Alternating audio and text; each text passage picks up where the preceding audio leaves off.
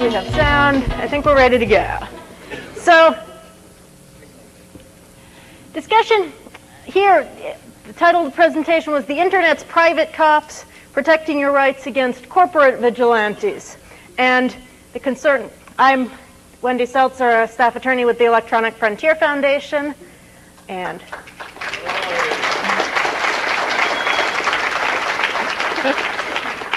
thanks very much. Thrilled to be here. So, our concern in this discussion is that you've heard a lot about, and will be hearing a lot about, the public cops, the government, the law enforcement, and the steps that you should take to keep your activities safe from them.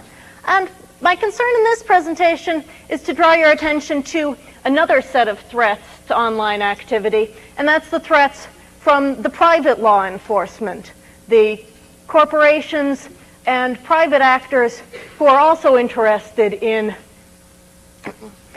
stifling some of your online speech, in stopping some of your activities, and whose activities and enforcement pose threats to the internet itself because of the way they're trying to crack down on activity. So the early view, in the famous words of EFF co-founder John Gilmore, the internet views censorship as damage and routes around it. The thought was that hackers didn't need to worry about the law, because if the law stepped in one place, the network would move in a different direction and would just evade the law enforcement, avoid the pressures of the East Coast code with the West Coast code, simply beat them by playing a different game. The question that comes up, though, as we see more and more pressure from Washington to change the law, pressure from companies to crack down on online activity, is will the law break the internet before we manage to route around the bad law? Because even without understanding the technology, we find lawyers and regulators attempting to regulate it, and they're dangerous because they don't understand the technology, because they regulate to demand the impossible, trying to require, for example, that we put watermark detectors into every analog to digital converter to stop the threat of digital copyrighted material possibly leaking out onto the internet. And if they regulate to demand the impossible, then everybody becomes a lawbreaker and everybody becomes a potential target. So our goal is to understand the law and the technology. If the regulators won't understand the tech, then the technologists have to understand the law and how to work with it in order to change it and in order to protect yourself from the legal threats. So, case that many of you may be aware of in this private enforcement context is the RIAA versus Verizon. And funny to be saying to this crowd that we're on Verizon's side in this matter, but the Recording Industry Association of America went to court and got the clerk's stamp on some subpoenas demanding the identity of some alleged file sharers on Kazaa. Verizon, standing up for its users' privacy and anonymity rights in their online activity, withheld the names and went to court with a motion to quash the subpoena, saying it had a right to keep its subscriber records private, and its subscribers, more importantly, had a right to keep their activities safe from the prying of the recording industry. The D.C. District Court ordered them to reveal the names, and although that decision is currently on appeal, the appeals court also ordered Verizon to turn over the names even before the appeal was heard. So we've now, since then, we've seen a spate of subpoenas from the recording industry to tens of ISPs and hundreds, for the identities of hundreds of additional users, and the recording industry tells us they're sending these things out at a rate of about 75 a day, demanding identities of individual users. And later on this evening at 6 o'clock in the Apollo room, EFF is a group of us going to have a session specifically on this RIAA versus the people, trying to discuss this onslaught on individuals and on file sharing. Sure, do you have a question right now? Has the precedent though this that ISPs were not responsible for the content traveling on their networks? Seems to go against that. Yes, very much. The ISPs have taken the position that they are just neutral intermediaries and not responsible for what their users are posting. And then they have a safe harbor written into the law as part of the Digital Millennium Copyright Act that says that they're not responsible for the content their users are posting or transmitting via the network. But another part of that safe harbor contains this subpoena provision, and one of the challenges right now is whether it's even constitutional to allow the recording industry to subpoena information from ISPs without any pending lawsuits. But here the recording industry was saying we're not trying to hold Verizon liable, but we need to go through Verizon and the other ISPs to get to the end user's information. So part of the story behind this case is that the peer-to-peer services were initially thought to be unstoppable. Napster went down, but then people thought, well, that was because they had a centralized server. Napster itself was the target, and once Kazaa and Grokster and other networks came up with decentralized services, then it would be harder to go after them, and this file sharing, this network activity would always be free. And EFF recently won in the Central District of California on behalf of Grokster, arguing that the newer peer-to-peer file sharing services software manufacturers should not be liable for the content that their users were posting. That because the peer-to-peer software was decentralized and available for use in all sorts of ways, that Grokster and the peer-to-peer software manufacturers shouldn't be liable for their users' activities. But that doesn't solve the problem, because the recording industry says, fine, we can't go after the software companies, we'll find other targets. We'll find the ISPs, and we'll find through them the end users. So law enforcement is not just the government, but law enforcement is also the private companies who are able to use the mechanisms of government, namely the courts, to enforce the laws that they say protect them. And the government is then called in as a backup when the corporations go to court demanding enforcement of their legal rights. And the internet architectures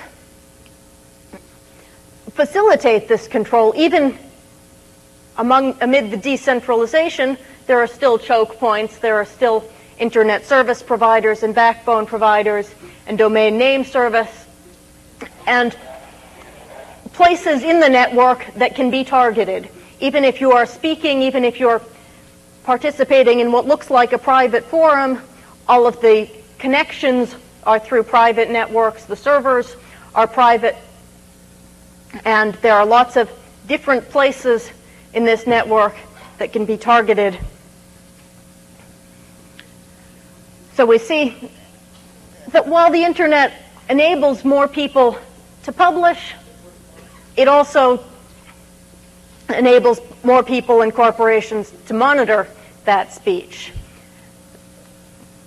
The bots and enforcement mechanisms that the recording industry uses to search out songs Now, these are on the public network. This is using the peer-to-peer networks the recording industry argues as they were designed to be used. Similarly, corporate copyright holders and trademark holders send out search bots that are accessing public websites in the same manner that a visitor is accessing those websites, and in the same manner that a browser whom you would invite in would be accessing them. But they're specifically on the lookout for their copyrighted material, their trademarks, and when they see those, they come back with legal claims. They claim that because your work is inspired by something that they have a copyright in, that it's a copyright infringement. Or if you've developed a technology that interoperates with a proprietary protocol, they may claim that you're circumventing technological protection measures and falling foul of the Digital Millennium Copyright Act's anti-circumvention provisions. We were hearing earlier about creative ways to record streaming media. We've seen lawsuits where media players that can mimic the so-called secret handshake of a real audio player been sued for circumventing technological measures claimed to protect the copyrighted material that's being streamed. And because of the way the safe harbor works in the DMCA, when an ISP gets a takedown request, its strong incentive is to take down the material that's claimed to be infringing a copyright, even if there's no copyright infringement. And although you as a user, if you've posted something, have a right to file a counter notification, we often see that the process ends with a takedown notice to an ISP, the material goes down, and there's never a judicial determination whether there's been a violation of copyright or not. We also see claims of trademark infringement because you may be commenting on or criticizing a company's product, parodying their logo. They may claim that that infringes their trademarks. We see claims of trade secret misappropriation frequently from companies claiming that employees have stolen their material and posted it on bulletin boards, or disgruntled employees are misappropriating trade secrets or trying to give out inside information. We see all sorts of legal claims, and the tools that lawyers use in these cases are a fairly basic set. They start out with the cease and desist letter, a nastygram on fancy letterhead claiming that you've done something that violates the law. If you don't respond within some very short period of time, 10 days, then we will pursue all available legal remedies. And they'll often spell out in great detail all of the injunctions and statutory damages that they'll seek. Often these things overstate the law, but it's often a cheap way to get material taken down from the net. Subpoena is a step up from the cease and desist letter. That the lawyer, as officer of the court, still doesn't have to get a judge's signature on the subpoena, but does have to bring a few forms to the court clerk, get those things stamped and issued from the court, and those are a formal demand from the court to turn over information. Going further, they can file a lawsuit, file a complaint, and things get a bit more expensive for both sides at that point. But a lawsuit gives further range of private investigation through various discovery mechanisms. And finally, private corporations can work in cooperation with federal and state prosecutors if they see something that appears to be a criminal violation they can suggest to a district attorney or federal agent that this looks like a case ripe for prosecution. And while they're so, how can we respond? Well, the Chilling Effects Project, which is a joint effort of Electronic Frontier Foundation and several law school clinics around the country, Harvard, Stanford, Berkeley, is working to combat the chill that comes from these legal threats that overstate the case, trying to help people to understand their legal rights, and so that they're not deterred merely by the language in some of these cease and desist letters. And so Chilling Effects, chillingeffects.org, invites people to submit their cease and desist letters to the Chilling Effects Project and have them analyzed. The law students at our various clinics we work with will analyze the cease and desist letters and pull out key phrases from the letters and link those to explanations of the law.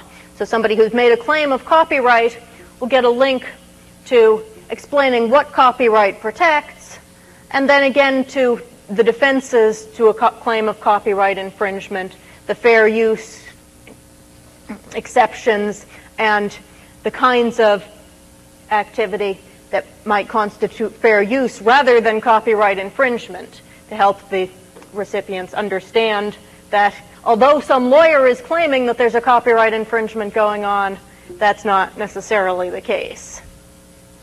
So we had the story of DaveZilla.com.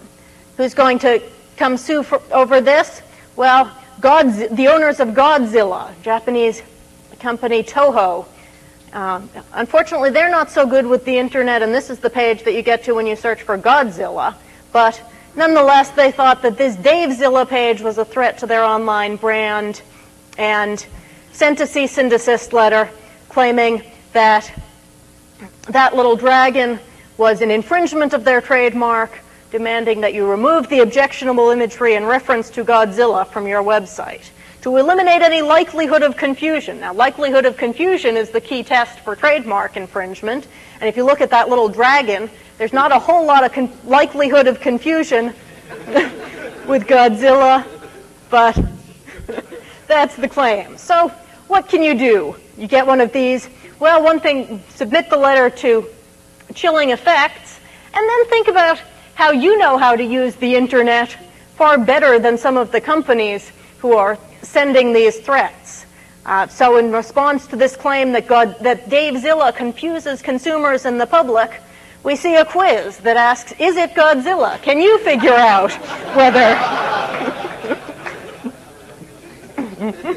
whether these things are Godzilla? And all sorts of free DaveZilla. Everybody became the Quizilla and the Zilla Liberation Front. And we didn't hear very much more from Toho, their nasty gram notwithstanding. DaveZilla is still there, and the dragon logo remains.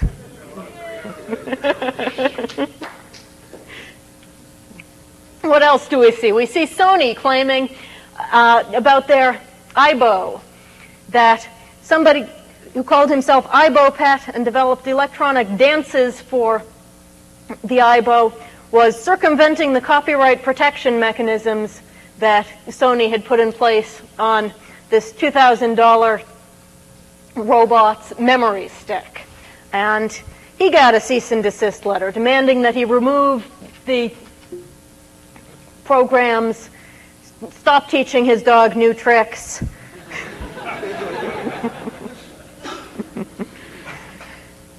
Claimed unauthorized distribution of copyrighted software, circumventing the copy protection. And so he submitted to Chilling Effects. This is our submission form. Get a little explanation of what circumvention is. and how, unfortunately, the anti-circumvention law is a pretty steep barrier to reverse engineering, and although it's supposed to have an exception for reverse engineering for interoperability, that hasn't worked out so well in practice. It hasn't given people protection from these kinds of threats, and the threats of lawsuit can be rather frightening. But here too, an internet protest, a show of support for this kind of creative programming was enough to get Sony to turn around and realize that, you know, in order to use these programs at all, somebody's got to buy a $2,000 piece of hardware from Sony. It's hard to see how this circumvention is really harming Sony's market. And swayed by that, Sony allowed IBOPET to put up slightly modified software that made them a little bit more comfortable that it wasn't threatening their intellectual property, but still let people do creative things with their hardware. So we've got the legit iMutt program that's now online and now available. Meanwhile, IBO is going to law school.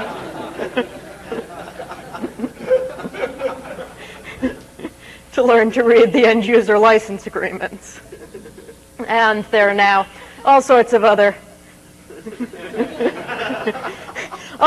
people who might think to sue over these pages, but have wisely decided, so far at least, that it's not harming them, and they'll let it go. Meanwhile, the American Kennel Club inexplicably decided that the IBO Kennel Club was infringing their mark, and moreover, it ensures a known lineage for your IBO, but the robots do not produce offspring, so there is no lineage to record. Corporations with no sense of humor don't get very far on the web. And IBO Kennel Club still seems to be around as well. Finally, one last example from the chilling effect site. Another step we've been able to take is in conjunction with Google, which as a search engine gets a lot of DMCA takedown requests. These are claims that by linking to pages that infringe copyright through its search engine, Google is contributing to the copyright infringement. And because the DMCA spells out an exception or a category in its safe harbor for information location tools and describes the safe harbor that they can seek if they remove the links from their search engine, leaving open the possibility that they could at least be sued for a contributory infringement if they refused to take those links out. Google thought it was safer when demanded to remove the links from its search engine. So our friend, the Scientologists, were among the first to use DMCA takedown notices this way. They found Operation Clambake, a site that they've never particularly liked, that's critical of Scientology, that reposts pieces of the Scientology doctrines in the context of criticizing Scientology and explaining problems they see. So Scientology sent Google a series of DMCA takedown notices demanding that Google remove links from its search engine results. Well, rather than remove them silently, leave people wondering what's happened to the criticism, has Scientology triumphed over all its critics? Google decided it wanted to take advantage of the safe harbor. It wanted to get this protection from possible liability by removing the links, but it didn't want them to disappear completely, so it added this link at the bottom of a search page that links over to chilling effects and both explains the DMCA policy and gives a link to the DMCA complaint. And if you click on that link, At the bottom of the search results, you head over to chilling effects, where you see the demand that Google remove search results. You see why it is that Google's results can't be complete. And on the attached chart, you see the listing of those search results that Google was asked to remove.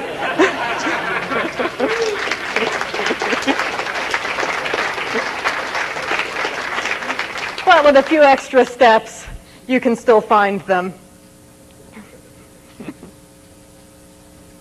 And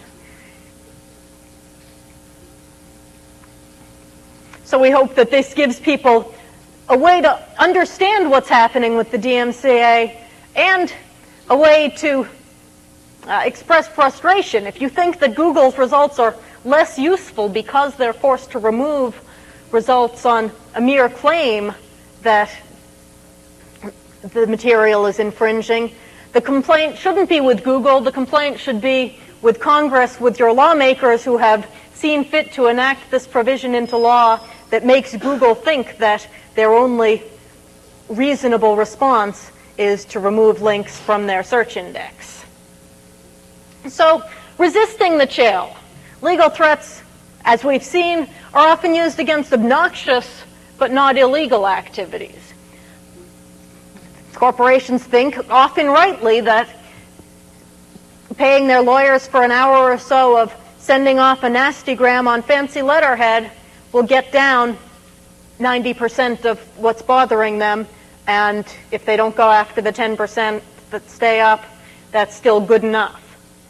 But in order to resist the chill, it helps both to know the law, and as part of the chilling effect site, we've got background and frequently asked questions in the various subject areas: trademark, copyright, patent law, defamation, some of the legality questions around linking, and invite you, if you get a cease and desist letter or have questions about the law, come see what the general background information is and submit the letter to Chilling Effects. And think about this fighting back out of band. Corporations know their legal remedies, but they don't necessarily stop to think about the bad publicity that they can get for making silly legal claims. And Chilling Effects helps to expose that, and you who are doing things on the web and on the net can also help to expose the silliness that people are invoking in the name of the law. And finally, when the law itself is broken, we need people to become activists and work to fix the law. If copyright law is truly criminalizing the activities of millions of people, it's time for those millions of us to go to Congress and demand that we get a more sensible copyright law that allows us to do the things that we like. So, of course, EFF has resources on these issues. Chilling Effects has some resources. And I always like to close with this. Judge Kaczynski in the Ninth Circuit, in a case brought by Mattel against Aqua for the song Barbie Girl, closed by concluding that Barbie Girl was not an infringement of Mattel's trademarks, and the parties are advised to chill. And, of course, as Chilling Effects, we advise you not to be chilled at the same time.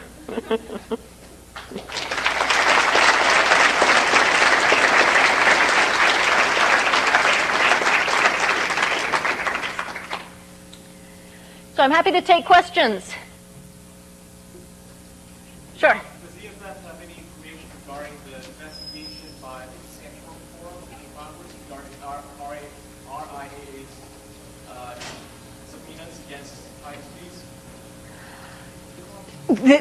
ISPs? Senator Coleman has just announced that he's interested in doing some investigation into the RIA subpoenas, and we strongly support that investigation and will be very interested to and hopeful that he will be able to get more information out of the recording industry than the public has so far about what they're doing and what they're trying to achieve by subpoenaing 75 people a day.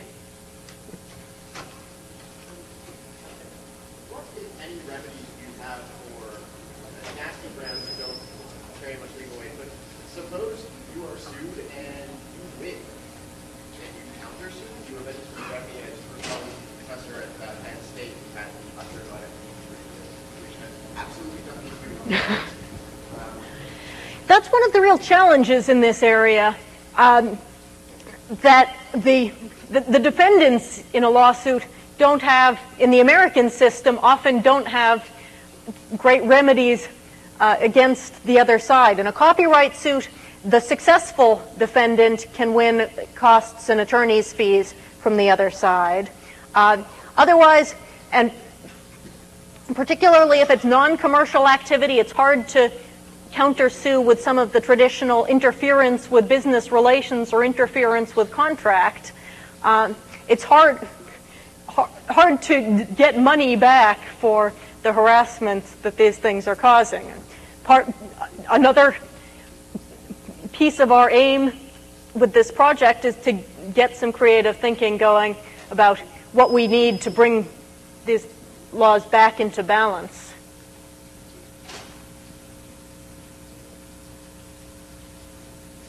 Let me just, sure. Can you tell us more about exactly what the process is for these RIA subpoenas as far as they don't require a judge's signature? What exactly do they require to actually file these with the ISPs? Well, we're going to get into that in more detail later this evening, but in short, they require a good faith allegation of copyright infringement. Yeah.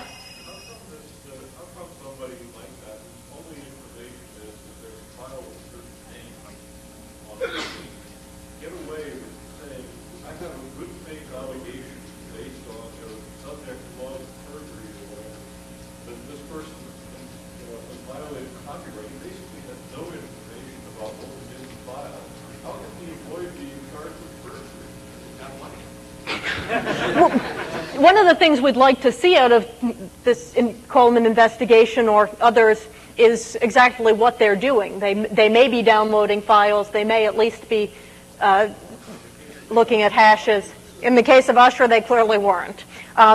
Unfortunately, all they're swearing under penalty of perjury is that they are acting with authorization of the copyright holder. All the rest is just stuff they're saying. Either way. Just a question to follow up on that. So if they are in fact downloading files and they get a file that's not the file they expected, aren't they in fact breaking the law?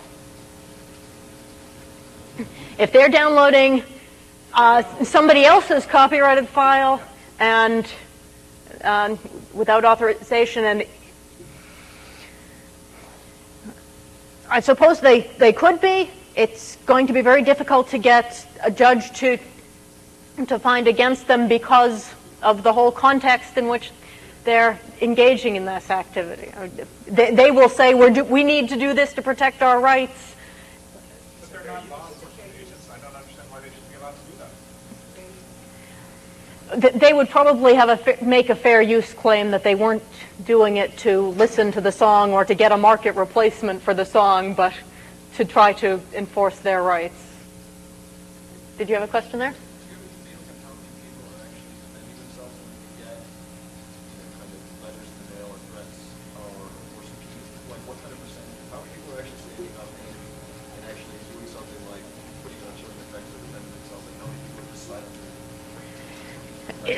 It's very hard to know. Obviously, the things that we don't see on chilling effects and don't see publicized are hard to count. And a part of the genesis of the Chilling Effects project was our frustration at seeing websites that you'd see one day, and the next day you'd see the front page replaced by a cease and desist letter, and a few days after that you'd see nothing at all. This is at least a way to track the ones who do submit information to our site and to follow up on those stories. And in some cases, we see people who are able to resist the chill. Others, unfortunately, feel that they have to take down. At the back.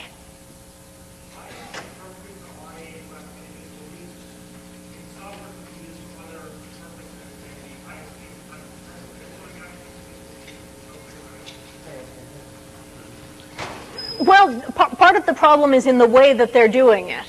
That when they're going after user information from the ISP, there's been no judicial determination that there's a copyright infringement going on. And so on the mere good faith allegation that there's an infringement, they can breach any privacy that the user might have thought he had in online activities. And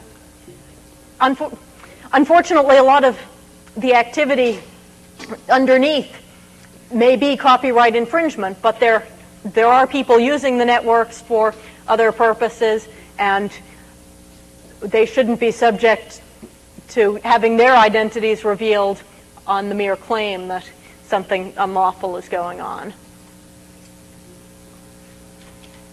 was wondering, after they get done with the CASA and the CASA-like program, do you see them heading towards like EFF and all the IRCs?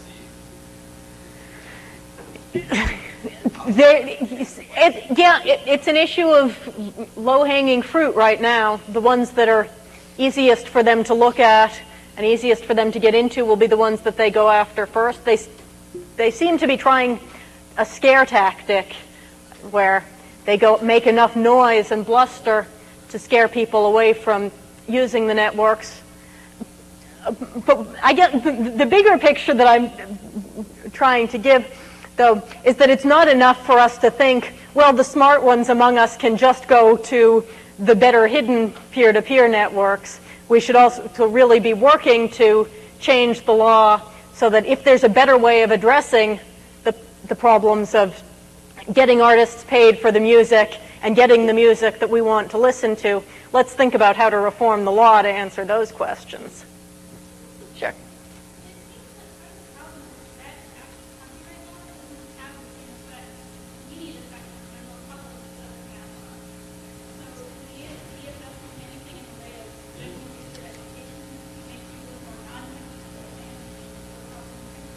Yeah, we've just started up a big Let the Music Play campaign trying to help people to understand the impact of the law, we work with organizations like the Creative Commons that are thinking about creative alternative licensing mechanisms and that show people sort of the kinds of creativity that can flourish when copyright isn't used to lock works up. And basically, yes, trying to show people the range of options that could work better than the system that's locking things up for 95 years. Are these subpoenas that the RIA is issuing, are they public? Through the court's PACER system, they have all been made public to anybody who registers for a password. And so far, EFF has been taking, and as court records, they're all public also to anyone who walks into the DC District Court. So we've been trying to keep up database lookup to help people see whether they've been fingered yet. Right now, they're all being filed in the DC District Court, District of Columbia, and a few people so far have challenged that as a court that doesn't have jurisdiction over Boston College or MIT in Boston, and SBC out in California has challenged that as well. How do the claims against trade secret work, or how are they typically structured? A lot of those start out as subpoenas to ISPs for user information because a lot of the claims are for postings on bulletin boards. A lot of people put information up there thinking that they've got a pseudonym that nobody will trace, and so the employer then subpoenas the ISP or the host for the user information, and we've been helping some of those users to file John Doe lawsuits or motions to quash the subpoenas where, in fact, there's no trade secret and it really appears to be an attempt to harass an employee who's saying something that he's got a lawful right to say. Do they then follow up with claims against NDA, or? Some of them do. Some of them get dropped at the motion to quash stage because the court finds there was really no lawful basis for this subpoena in the first place. And even if you found the identity, you wouldn't have a reason to go after the person. So there's no reason to give up the identity. Sure.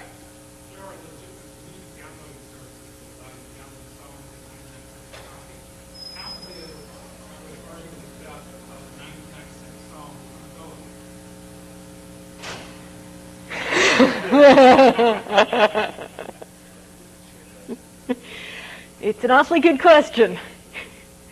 It shows the lack of proportion in a lot of these laws. That copyright holders successfully argued to Congress that our digital assets are so valuable that without extraordinarily harsh penalties, we won't be able to keep them safe.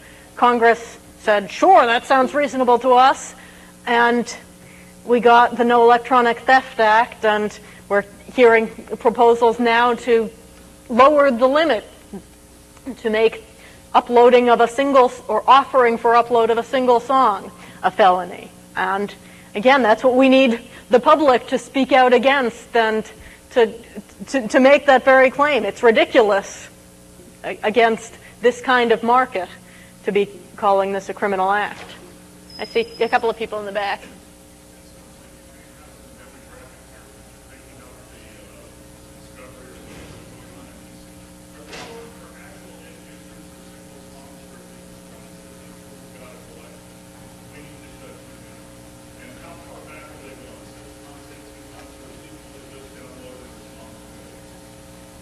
We're going to try and get more of this discussion going later this evening if you can get back for that. We can't, in short, we don't know the strategy that they're going to use.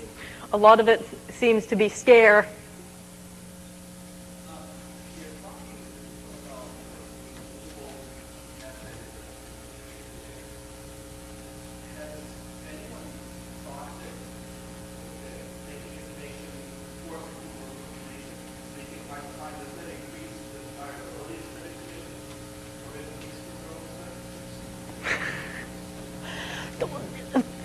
I guess that's a strategic judgment that maybe the corporation or the person demanding removal should be making.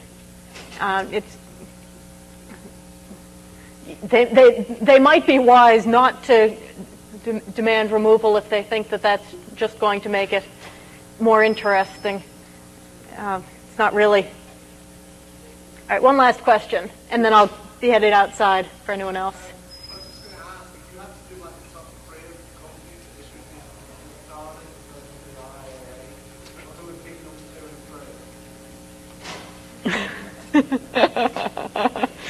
Well, some of the silliest we've seen have come from the company that owns Barney, who sends out claims whenever anyone puts up the Barney song with different words or puts devil's horns on the dinosaur.